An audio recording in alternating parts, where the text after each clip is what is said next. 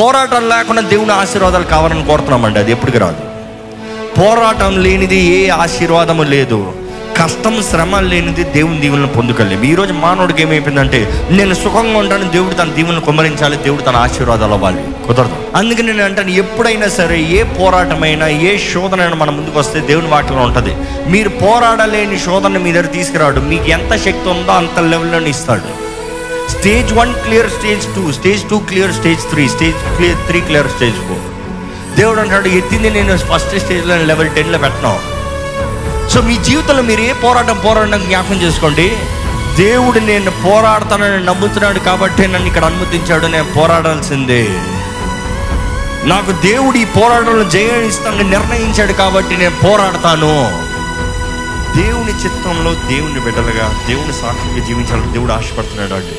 దానికి కావాల్సింది మనం ఆయన స్వరాన్ని స్పందించాలి, వినాలి.